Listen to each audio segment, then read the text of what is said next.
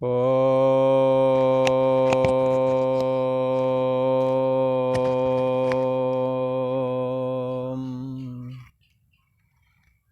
गुरु ब्रह्मा गुरु विष्णु गुरुदेव महेश्वरा गुरु साक्षात् परम ब्रह्म तस्मै श्री गुरुवे नमः। योगेश्वर श्री कृष्ण भगवान की जय। ऐं सरस्वत्यै नमः।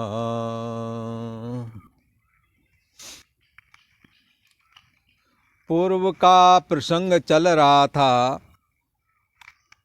भगवान श्री कृष्ण अपनी सर्वव्यापकता का कथन करते हुए कहते हैं ये संपूर्ण भूत प्राणी, इन संपूर्ण भूत प्राणियों में मैं परिपूर्ण हूँ, संपूर्ण भूत प्राणियों में मैं समाया हुआ हूँ, ऐसा कहते हैं। संपूर्ण भूत प्राणी मुझ में संकल्पात्मक दृष्टि से स्थित हैं और संकल्प मात्र का कोई रूप आकार नहीं होता, संकल्प का कोई अस्तित्व नहीं होता। तरह तरह के संकल्पात्मक वृत्तियां उठती और लीन होती रहती हैं। भगवान श्री कृष्ण कहते हैं कि जैसे आकाश हर जगह व्याप्त है, सब में समाया हुआ है, पर सदैव असंग रहता, निर्लेप रहता है, सर्वव्यापक है, ऐसे ही परम ब्रह्म परमात्मा आकाशवत सर्वगतश्च नित्यः। ये परमात्मा कैसा है? आकाश की तरह व्यापक है और चेतन स्वरूप है और नित्य है, सदा रहता है। ऐसा जो आकाश के समान व्यापक चैतन्यात्मक आकाश है, ये भगवान श्री कृष्ण का अंतर्यामी स्वरूप है, जिसमें ये सदा रहते हैं। तद्धाम परमम मम, इस धाम में मैं सदा रहता हूँ, ऐसा भगवान श्री कृष्ण कहते हैं।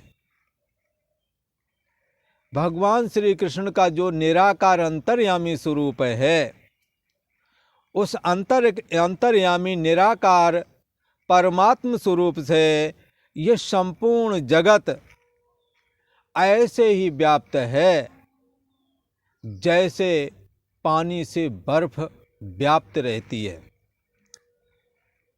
तो संपूर्ण भूत प्राणी मेरे आश्रय में फुरते हैं। परमात्मा की सत्ता पाकर के काल्पनिक जो भूत प्राणी हैं, उन्होंने सत जैसा दिखने लगता है, सतपना दिखने लगता है। मेरे आश्रय में संपूर्ण भूत प्राणी स्थित हैं और भूत प्राणी अपने आप में सत्ता नहीं रखते हैं, इसलिए उनका कोई वजूद नहीं है। इसलिए भगवान श्री कृष्ण कहते मैं उनमें नहीं हूँ। यदि वो कोई होते सत्तात्मक स्थिति में तो उनमें स्थिति कह सकते थे, पर उनका अपना स्वतंत्र कोई वजूद नहीं है। इसलिए भगवान श्री कृष्ण कहते हैं कि मुझ निराकार परमात्मा से संपूर्ण भूत प्राणी परिपूर्ण हो रहे हैं और संपूर्ण भूत प्राणी मेरे अंतर्गत स्थित हैं, मेरे आधार में स्थित हैं। पर कैसा? संकल्पात्मक। संपूर्ण भूत प्राणी संकल्पात्मक है और परमात्मा सत्तात्मक है। उसकी सत्ता पा करके संपूर्ण भूत प्राणी संकल्पात्मक होते हुए भी सत्य जैसे दिखते हैं। और सच्चे अर्थों में यदि अर्जुन देखा जाए तो अहम तेषु न अवस्थितम, मैं उनमें स्थित नहीं हूँ और वे मुझ में स्थित नहीं, क्योंकि संकल्पात्मक काल्पनिक वस्तु का कोई वजूद नहीं होता। वो भूत संपूर्ण भूत प्राणी, हाँ, उनमें मैं स्थित नहीं हूँ, वो मुझ में स्थित नहीं है। ये जो सतपना आ जाता है असद वस्तु में, जो दुख रूप शरीर में आनंद रूपता दिखती है, जो जड़ता में जो चैतन्यता दिखती है, शरीर मन इंद्रियां ये अपने आप स्वतंत्र, यदि इनको छोड़ दिया जाए तो ये जड़ हैं, पर परमात्मा से सत्तावान होकर के सतसी दिखती हैं और चेतनता पा करके चेतनसी दिखती हैं। तो इसी दृष्टि से कहते हैं कि ये हमारी योग शक्ति का चमत्कार तो देखो, मैं संपूर्ण भूत प्राणियों को उत्पन्न करता हूँ, स्थित रखता हूँ और संहार भी कर देता हूँ। ये सारे कृत्य मैं करता रहता हूँ और ये करने के बाद वो सब में समाया हुआ भी हूँ। जैसे मिट्टी घड़ा भी बन जाती है और घड़े से अलग भी बनी रहती है। गोल कम्बु ग्रीवाकार आकार बन जाती है मिट्टी, और गोल कम्बु ग्रीवाकार आकार यदि खत्म हो जाए तो मिट्टी फिर भी बच जाती है। तो भगवान श्री कृष्ण कहते हैं कि मैं सृष्टि की उत्पत्ति करता हूँ, स्थित रखता हूँ और लीन कर लेता हूँ। तो ये सारे कृत्य हैं। ऐसा करते हुए मैं लिप्त नहीं होता हूँ, बंधता नहीं हूँ। उत्पन्न ये जो हमारा अंतर्यामी स्वरूप है तब भी निर्लेप रहता है। जैसे बहुत बड़े महानगर बन गए, वहाँ अब जगह खाली नहीं रह गई, तो खाली जगह कहीं चली गई है क्या? जब नगर की दीवारें आदि नष्ट हो जाती हैं तो आकाश निकल आता है। पहले राजाओं ने बड़े बड़े किले बनाए, वो खत्म हो गए, किले भी खत्म हो गए, मैदान निकल आया। इसका मतलब है किले के मकानों के बनने से आकाश में कुछ बना नहीं था और बिगड़ जाने पर आकाश में कुछ बिगड़ा नहीं था, ऐसा कहा। इसलिए ये जो हमारा अंतर्यामी स्वरूप है, जो ये मेरा आत्मा है, वास्तव में भूत प्राणियों में स्थित नहीं, क्योंकि आधार तो ये अंतर्यामी आत्मा की ही सत्ता है, यही आधार बनेगा। काल्पनिक वस्तु भगवान का आश्रय नहीं बन सकती। भगवान के आश्रय में तो हम आप हैं, संपूर्ण भूत प्राणी हैं, पर संपूर्ण भूत प्राणी हम आप मिलकर के भी भगवान का आश्रय नहीं बन सकते। भगवान सर्वव्यापक हैं। संपूर्ण भूतों के उत्पन्न होने से उनकी उत्पत्ति नहीं, नाश होने पर उनका नाश नहीं। इसीलिए भगवान ने पहले ही कह दिया, न जायते म्रियते वा कदाचन। ये अंतर्यामी आत्मा न कभी जन्मता है, न कभी मरता है, न उत्पन्न होकर के फिर होने वाला है, ऐसा भी नहीं है।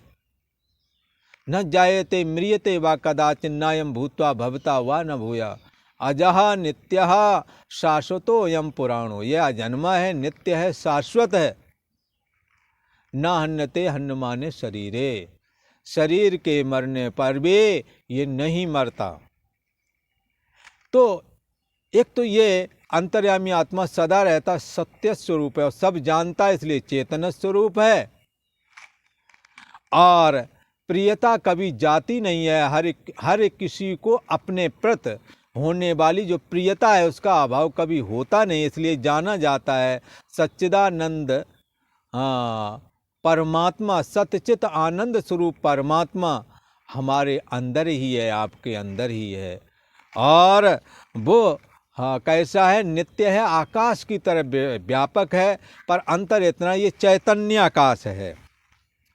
तो भगवान श्री कृष्ण कहते हैं कि संपूर्ण भूत प्राणी ये जितने भी हैं, जब मैं मूल प्रकृति को धारण करता हूँ तो संपूर्ण भूत प्राणी जाकर के पहले इंद्रियां, मन आदि इंद्रियां और ये प्राण कर्मेंद्रियां, ये सब जाकर के मन में लीन होती। मन जाकर के सारे मन जाकर के अव्याकृत उपाधि, अर्थात मूल प्रकृति है उपाधि, उस ईश्वर की, उसमें जाकर के लीन हो जाते हैं।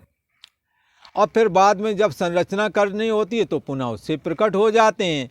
ये प्रक्रिया चलती रहती है। भगवान कहते हैं हमारे अंतर्यामी स्वरूप की सत्ता पा करके इस तरह से सृष्टि की संरचना और सृष्टि के प्रलय होने पर सृष्टि के जितने भी जीवों की पुरुष्टिका थी वो सारी पुरुष्टिकाएँ जा कर के मूल प्रकृति में जाती हैं। पर सृष्टि रचना जब पुनः चालू होती है तो ब्रह्मा जी प्रकट होते हैं, उनसे फिर पुरुष्टिकाएँ फिर प्रकट होती हैं, फिर संपूर्ण भूत प्राणी प्रकट होकर के दिखने लगते हैं।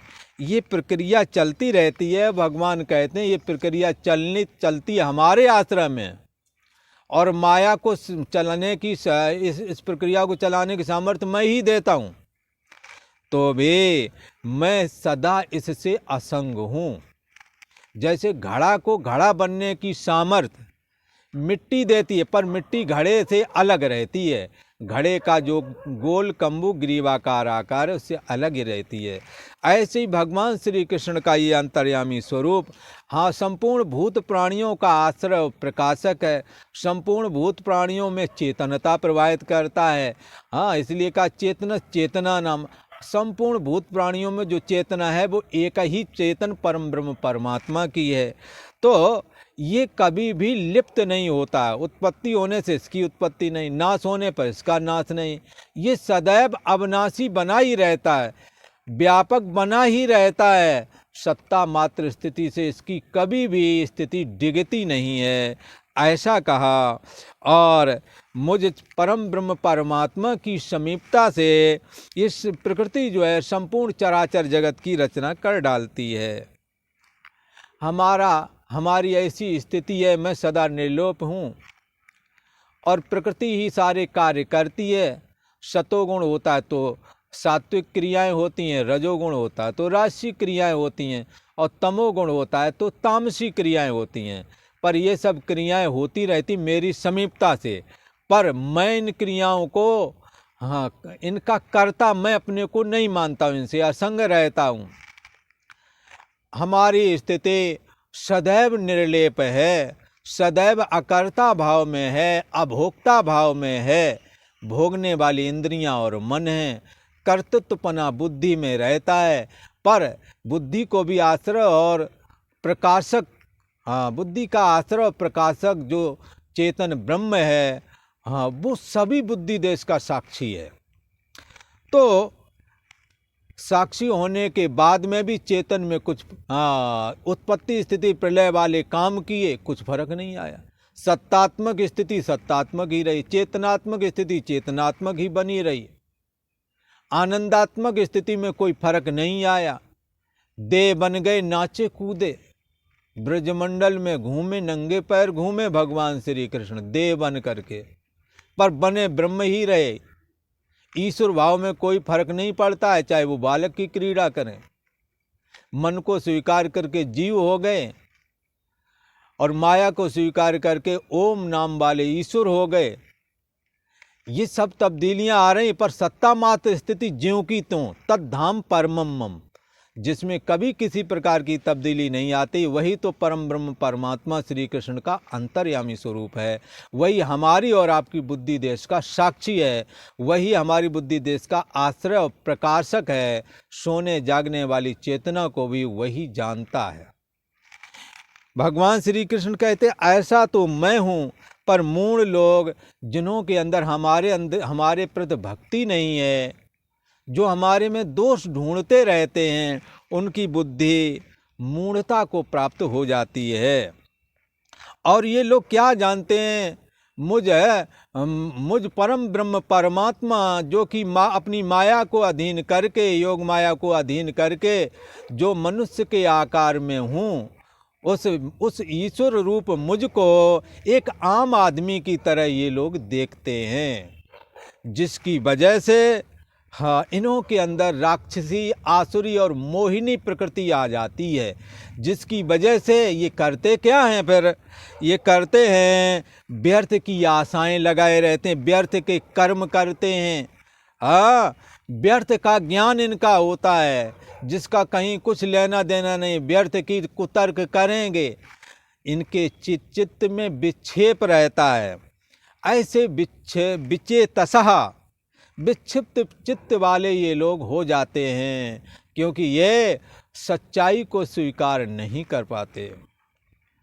भगवान श्री कृष्ण कहते हैं ये बात तो उन्हों की बताई जिनके अंदर में भगवान के प्रति भक्ति नहीं है, जो भगवान का गुणानुवाद नहीं करते, तो जो बड़े बूढ़ों की सेवा नहीं करते, आचार उपासना जिन्होंने नहीं की, आचार्यों की सेवा, संतों की सेवा नहीं की, संत सभा सपनेऊ नहीं देखी, संत देख भी लिए तो उनमें भी दोष दृष्टि ढूंढना, ऐसे लोग फिर उन्हों की बुद्धि में मूढ़ता छा जाती है।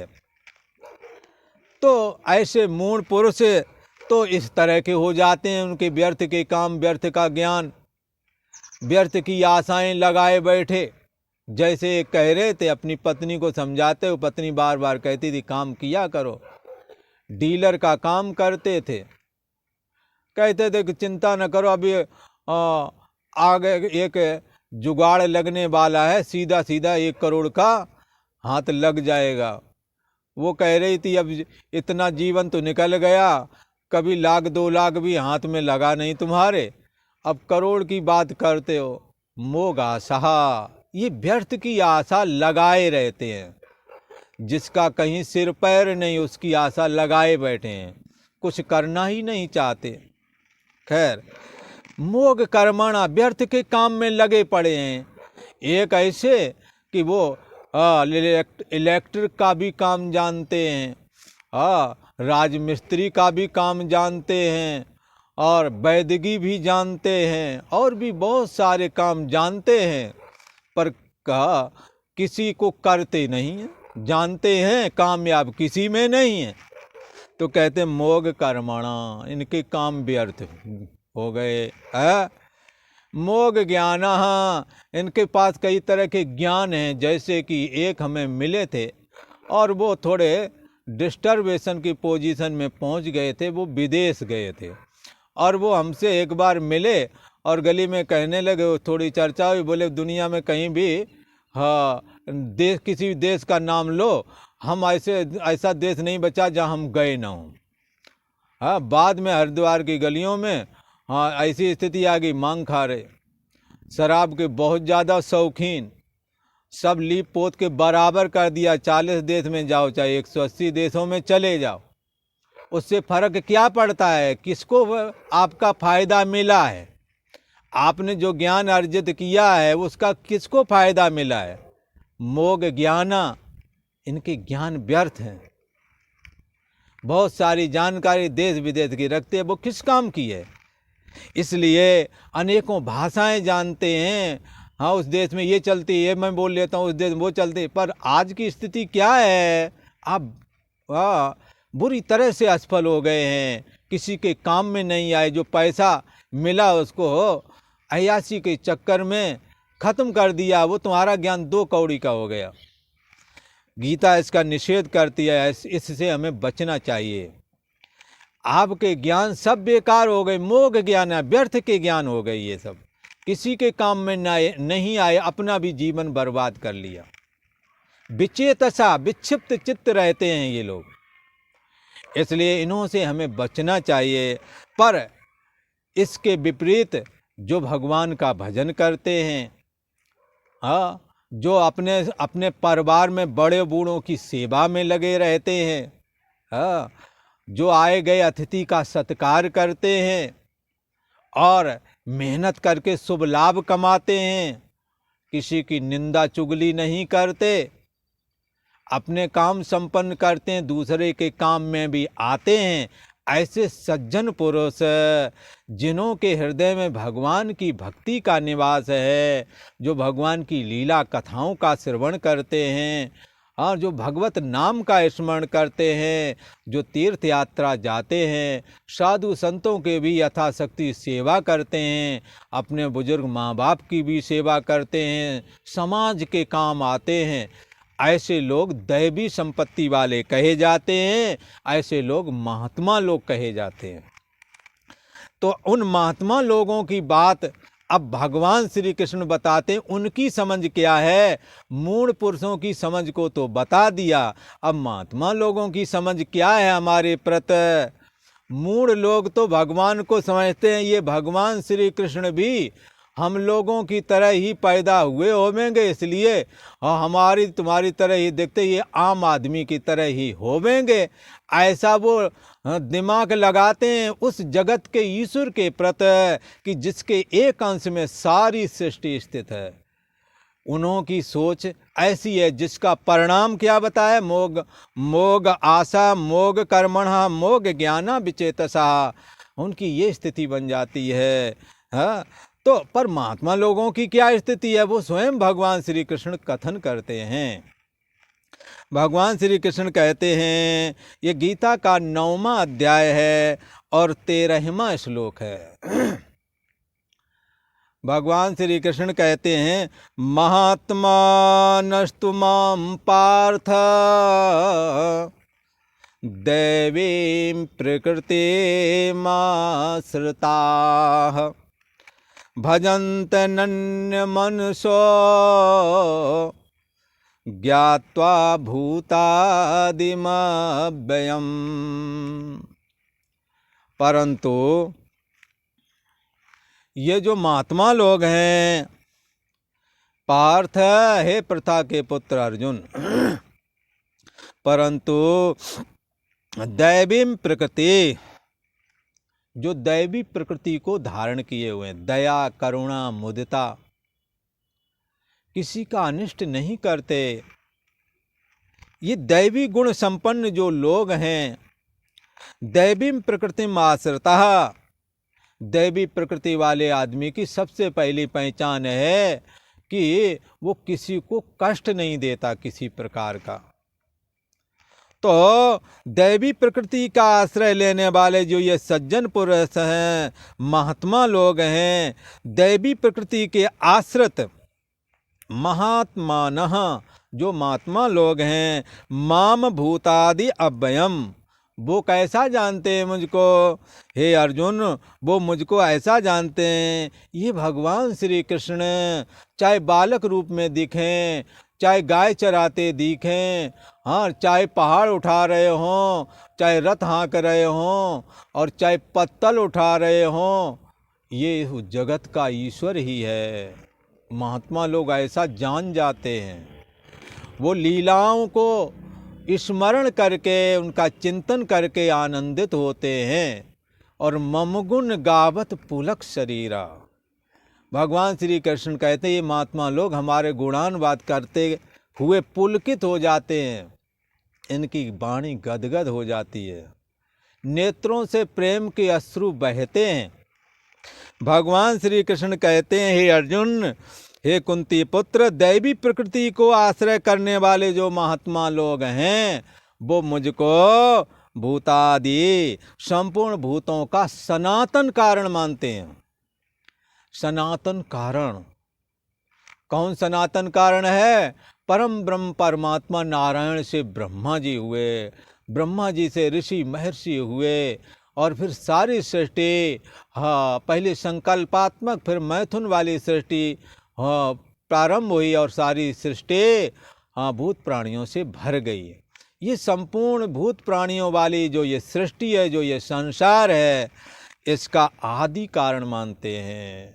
और आप देखें संपूर्ण दृश्य जगत इंद्रियों के द्वारा दिखता है, इंद्रियां मन के द्वारा, मन बुद्धि के द्वारा, बुद्धि सोने जागने वाली जीव चेतना के द्वारा सचेत है।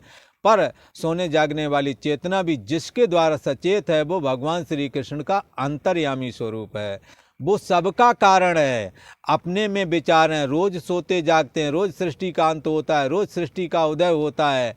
आपका मन खड़ा होता है, सृष्टि उदय हो जाती है, आपका मन लीन होता है, सृष्टि लीन हो जाती है। कौन कारण है? वही भगवान श्री कृष्ण का अंतर्यामी स्वरूप। समष्टि में व्यष्टि में मन प्रकट होता है, हाँ, सो करके जागे तो मन प्रकट हुआ, देह और जगत दिखने लगे। और जब सोने को उद्यत हुए तो इंद्रियां मन में लीन हुई, मन जा करके सोने जागने वाली चेतना जिसको अव्यक्त बोलते हैं, और ये जाकर के अंतर्यामी स्वरूप आत्मा में लीन हो जाते हैं। और समष्टि में वही यहाँ मन लीन हो जाता है, वहाँ मन की समष्टि ब्रह्मा है। तो ब्रह्मा जी के प्रकट होते ही सारी सृष्टि प्रकट हो जाती है, और ब्रह्मा जी के लीन होते ही महाप्रलय हो जाती है। पंच महाभूत भी खत्म हो जाते हैं, फिर वही रह जाता सदैव सौम्य इदम अग्रे आसीत एकमेव अद्वितीयम ब्रह्म। फिर वो एक अद्वितीय परम ब्रह्म परमात्मा शेष बचता है, जिसके लिए परमात्मा श्री कृष्ण भागवत में स्वयं कहते हैं, अहमेवास मेवाग्रे नान्यत यत सद सतपरम पश्चादहम यदि तच्च यो वशिष्येत सोऽस्म्यहम्। कहते हैं जब संपूर्ण भूत प्राणी नहीं थे, अहमेवास मेवाग्रे, अग्रे में मैं ही था। बोले कैसे थे? बोले सत्ता मात्र, सतरूप परमात्मा के रूप में स्थित था, अंतर्यामी स्वरूप में स्थित था। कैसा था? उपनिषद कहता है कि सृष्टि से पहले एक सतरूप परमात्मा था, वो भी अद्वितीय, उसके अलावा दूसरा नहीं था। वही रूप मेरा था। और ये जो स्थूल जगत दिखता है, सूक्ष्म जगत दिखता है, इन दोनों का कारण माया, ये कहाँ थे तब? बोले ये नहीं थे, इनसे पहले मैं था, और जब इनका खात्मा हो जाएगा तो बचेंगे हम। तो सबसे पहले ये महात्मा लोग क्या करते हैं? महात्मा लोग इस तरह से सारी सृष्टि का कारण भगवान श्री कृष्ण को मानते हैं, परमात्मा नारायण को मानते हैं। परमात्मा नारायण कहो, राम कहो, कृष्ण कहो, वो एक ही परम ब्रह्म परमात्मा इन रूपों में है। उसी को कभी कृष्ण बोलते हैं, हाँ, जब मर्यादा स्थापित करनी होती है तो कभी राम बोलते हैं, पालनहार होने की वजह से उन्हें विष्णु भी बोलते हैं, और तीनों देवों की समष्टि होने की वजह से उन्हें ओम भी बोलते हैं। इसलिए एको देवा, एक ही देव है, और वो है देवकी पुत्र। देवकी के यहाँ जो पुत्र रूप में प्रकट हुए हैं वही एक देव है। क्या करना है? उस देव की सेवा करना है और नाम जपना है, स्मरण करना है, लीला कथाओं का श्रवण करना है। महात्मा लोग क्या करते हैं? दैवी प्रकृति का आश्रय लेकर के, और वो भगवान श्री कृष्ण को संपूर्ण भूतों का आदि कारण जानते हैं कि सारी सृष्टि भगवान श्री कृष्ण से हुई है। और भगवान श्री कृष्ण को नमस्कार प्रणाम कर लेने से सबको नमस्कार प्रणाम हो जाता है बंधुओं। इसलिए वो और किसी के चक्कर में पड़ते ही नहीं हैं। हाँ, किसी ने कहा भी है कि आकाशात पततम तोयम यथा गच्छति सागरम सर्वदेव नमस्कारा केशवम प्रति गच्छति। कि भगवान श्री हरि केशव को नमस्कार करने से संपूर्ण देवताओं को नमस्कार हो जाता है, अथवा संपूर्ण देवताओं को जो नमस्कार तुम कर रहे हो वो संपूर्ण देवों का नमस्कार भगवान श्री कृष्ण के पास पहुंच रहा है, क्योंकि सभी देव उन्हीं से प्रकट हुए हैं, उन्हीं से। महात्मा लोग संपूर्ण भूतों का सनातन कारण जानते हैं मुझे, है? और कैसा जानते हैं? अब वयम अविनाशी वा अरे अयम आत्मा अविनाशी तू तद्विद्धि एन सर्वमिदं ततम। अविनाशी तो तुम उसको जानना जिससे ये सब परिपूर्ण हो रहे हैं, व्याप्त हो रहे हैं, जिसके द्वारा बुद्धि सत्तावान होती है, मन सत्तावान होता है, इंद्रियां सत्तावान होती हैं, फिर देह और जगत के रूप में दिखने लगता है। ये सब जिससे सत्ता पा रहे हैं उसी को तुम अविनाशी जानना। तो कैसा है भगवान श्री कृष्ण का स्वरूप? नाश रहित अक्षय स्वरूप अविनाशी है, ऐसा महात्मा लोग जानते हैं।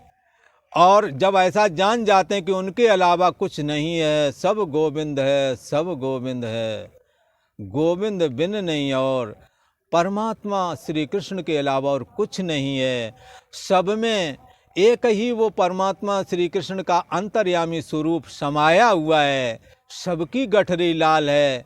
हाँ, और एक नूर से सब जग उपजा, सारा का सारा ये जगत उसी परमात्मा श्री कृष्ण के अंतर्यामी स्वरूप के आश्रय में स्थित है, उसी से सत्ता पा रहा है, हाँ, उसी से चेतनता पा रहा है, उसी से सब में प्रियता भास रही है। ऐसा जब जान लेते हैं तो दूसरे का चिंतन नहीं करते, न अन्य, दूसरों का चिंतन नहीं करके, दूसरों के सोच विचार अंदर छोड़ करके एक भगवान श्री कृष्ण ही सर्व रूप हैं ऐसा धारण करके अनन्य भाव से भगवान के अलावा और कोई दूसरा नहीं है। और ऐसा भक्तों ने कहा भी है, मेरा मन अनंत कहाँ सुख पावे, जैसे उड़ जहाज का पंछी फिर जहाज पे आवे। कहाँ पर जाकर के आश्रय पाऊँ? आश्रय देने वाला, आश्रय और प्रकाशक तो एक भगवान श्री कृष्ण का अंतर्यामी स्वरूप ही है, ऐसा उनकी धारणा है। इसलिए वो अनन्य मन से युक्त होकर के मेरा निरंतर भजन करते हैं। महात्मा लोगों की ये बात बताई, जो भगवान श्री कृष्ण के ऊपर, भगवान श्री कृष्ण के प्रति श्रद्धा और विश्वास रखते हैं, उन्हों की ये बात बताई। जो आचार उपासना करते हैं, आए गए अतिथि का सत्कार करते हैं, शुभ लाभ कमाते हैं, निंदा चुगली नहीं करते, भगवान के नाम स्मरण में लगे रहते, तीर्थ यात्रा भी करते हैं, साधु सेवा भी करते हैं, यथाशक्ति जो उनसे बनता है दूसरे के उपकार में भी लगे रहते, पर किसी को नुकसान नहीं पहुंचाते। ऐसे लोग ही तो महात्मा कहे जाते हैं, वो हर जगह विद्यमान हैं। ऐसे लोगों का हमेशा सत्कार करना चाहिए।